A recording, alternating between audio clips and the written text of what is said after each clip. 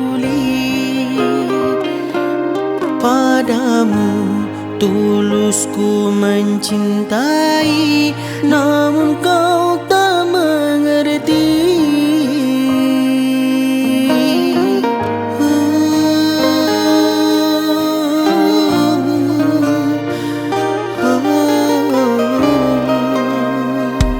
Haruskah aku berterus terang untuk meminta kasih sayangmu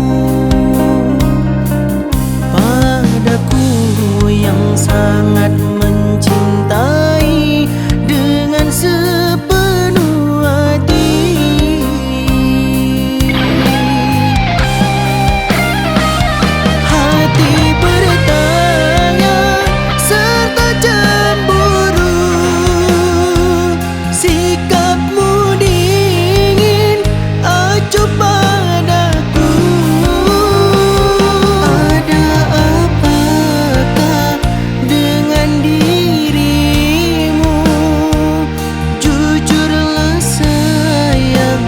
Pada diriku,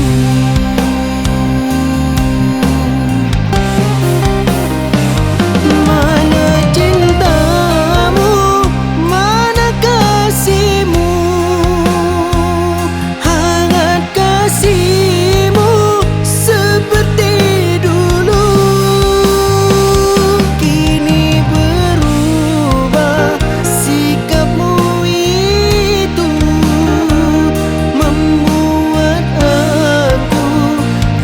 selalu membuat hati bertanya selalu dengan sikapmu itu, membuat curiga dan cemburu diriku kepadamu.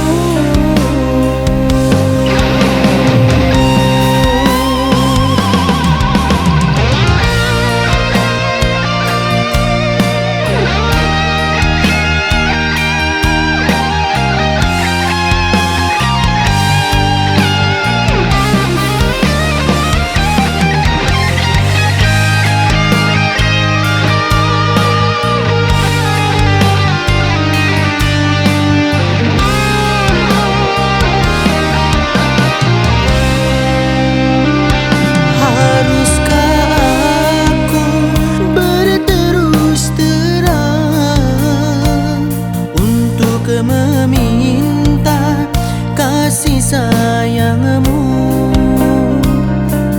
padaku yang sangat mencintai dengan sepenuh hati.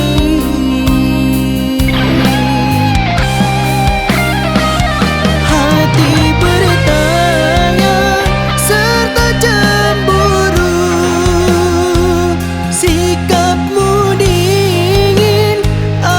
padaku.